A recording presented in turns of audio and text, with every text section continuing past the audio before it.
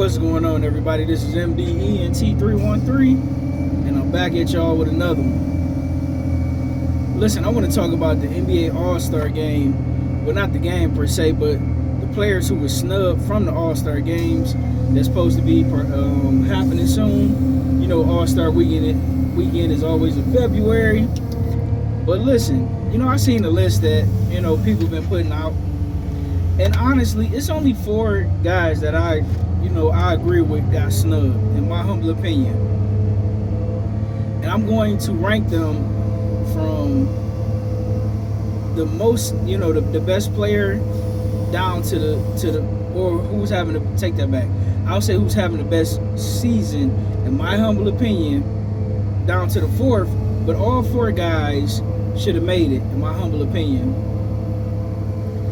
In my humble opinion, Sabonis, he should have been, he's the number 1. Every time I watch Sabonis play, now am I saying he's more athletic or explosive or, more entertaining than any of the other guys on this list?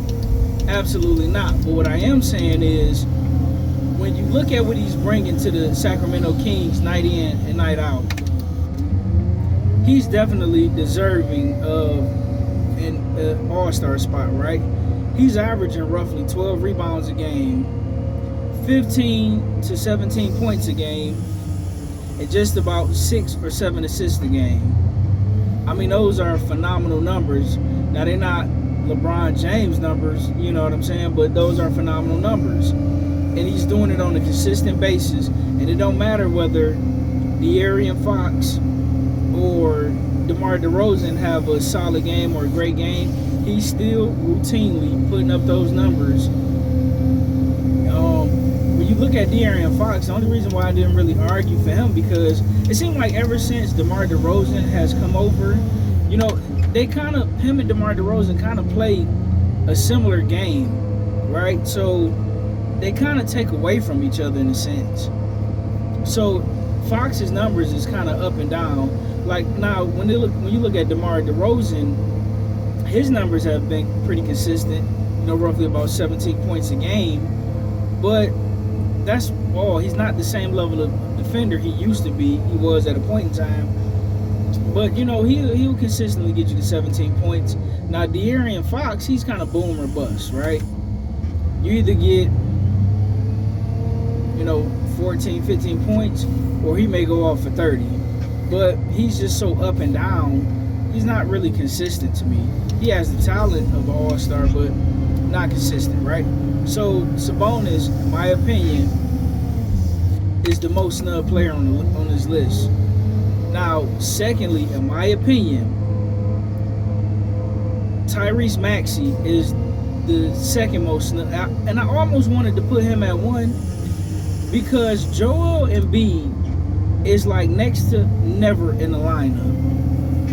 Paul George is barely in the lineup, but night in, night out, whether Joel Embiid is playing, whether Joel Embiid and Paul George and Tyrese Maxey is playing, or whether Tyrese Maxey is playing by himself, he's still putting up numbers. You can just about count on Tyrese Maxey for about 25 points a game, a couple of steals a game, 4 assists, and 2 to 3 3-pointers, night in and night out. Night in, night out. I know what I'm getting from Tyrese Maxey. He's a high-level player.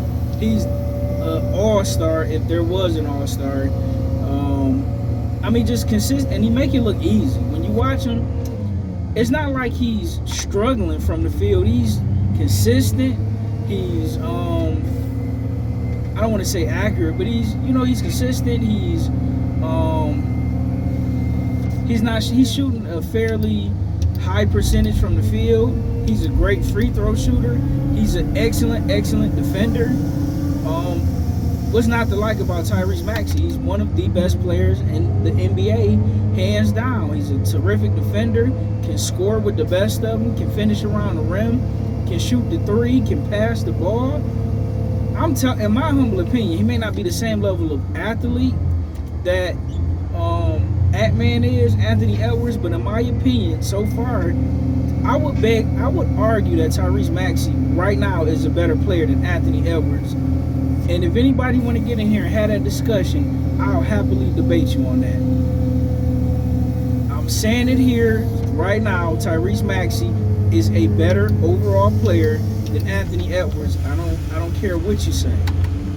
Next on the list, I know a lot of people gonna put Trae Young. Most people got Trae Young as the most snub person because he's averaging 11 assists a game. But in my humble opinion, don't get me wrong, he's a phenomenal point guard, but he just don't impact. Outside of that, he don't really impact the game at all defensively. He's a terrible three-point shooter. In my humble opinion, take way too many threes, and he's not shooting at a high enough percentage to justify him shooting all those threes, and he's not getting to the free throw line that much. But I do respect Trae Young. But hold on, my third player is LaMelo Ball. Listen, the only case I can see people making for LaMelo Ball not being on the All Star team is he's injured a lot, right? But when LaMelo Ball is on the floor, LaMelo Ball is shooting lights out. He can get you 25 to 40 points if he felt like it. He can get you 8 to 12 assists. He's a solid defender. He's a game changer. And when he's on the floor, night in, night out, the Hornets have a chance to beat anybody. All joking aside. I mean, when he's on the floor, especially when not Brandon Miller, because Brandon Miller is solid, but I forgot the other guy. Yeah, it's Brandon Miller. When Brandon Miller and Miles Bridges is on the floor with LaMelo Ball, they can play with anybody, and they score a ton of points. But when LaMelo Ball is out there, listen, you talking about somebody that elevate the play of his teammates? That's LaMelo Ball. I mean, he kind of remind me of if he was a better defender, he would remind me a lot of Scottie Pippen. I mean, just fast pace, great court vision, can finish around the rim, good mid range jumper, good low post moves, solid 3-point shooter. I mean, he just does everything extremely well. Now, he could get better on the defensive end. He's not the worst defender, but he's not his brother Lonzo Ball. His brother Lonzo Ball is an excellent defender, but LaMelo Ball should definitely be an all-star. He's a phenomenal player, and I love watching the young man play. Definitely a snub. Now, this is where it gets tricky for me, right? Because in this particular spot, I understand the Trae Young argument, right? But I also understand the Norman Powell argument. And this spot was tricky for me because of these two players. I'm gonna go ahead and give the edge to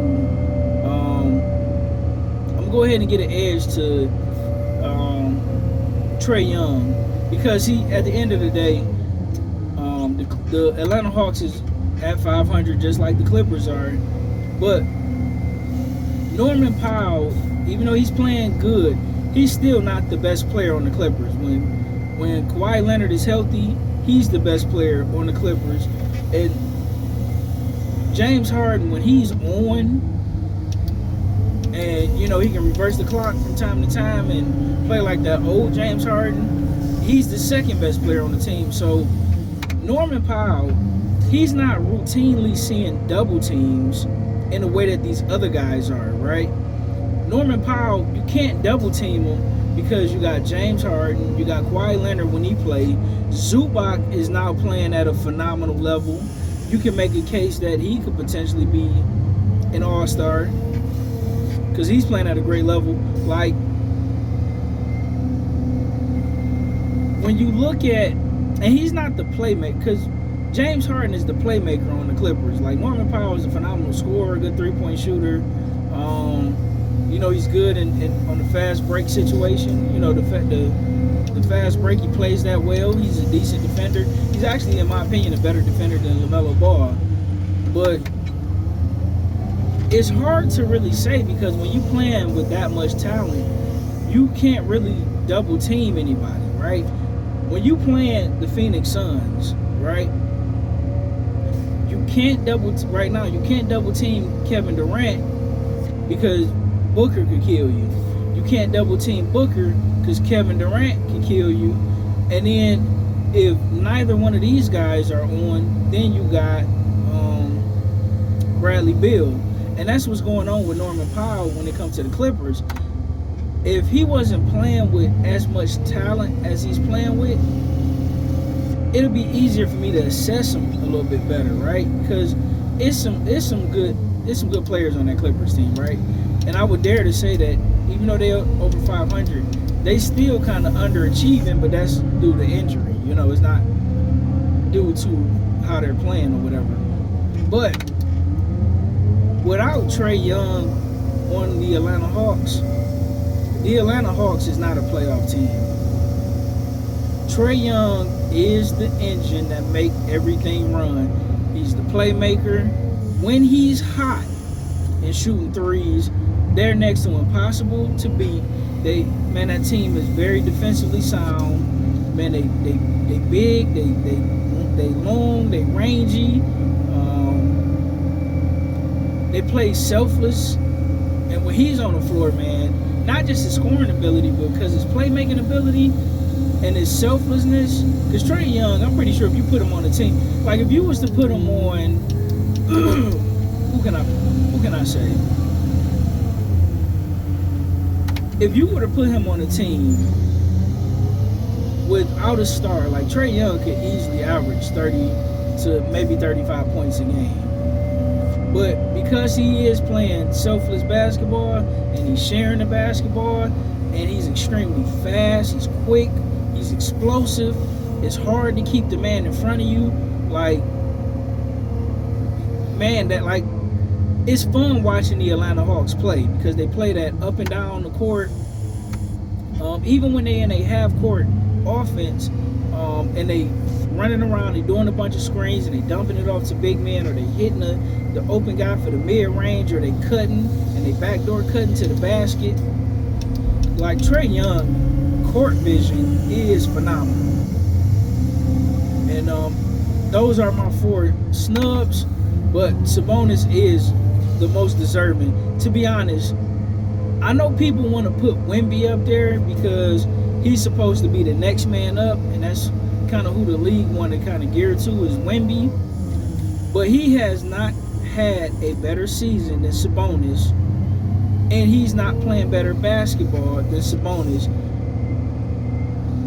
Nowhere around the board he's not a better rebounder. I don't believe he's a better scorer, and he's certainly not a better passer. Now, he is a better defender. That's it, and that's all. But let me know what you guys think in the comment section. Who are your biggest snubs for this NBA All Star game? And it won't be the traditional game in a sense. It'll be somewhat like, I think, a tournament, like a 4-team tournament. So that's going to be interesting. It's something new that they're doing. I can't wait to see how everything turn out. I feel bad for the guys that got snubbed, but I hope they have their opportunity come next season. But you young men are well deserving of an All-Star appearance. Let me know what you think in the comment section, guys. Like, share, and subscribe.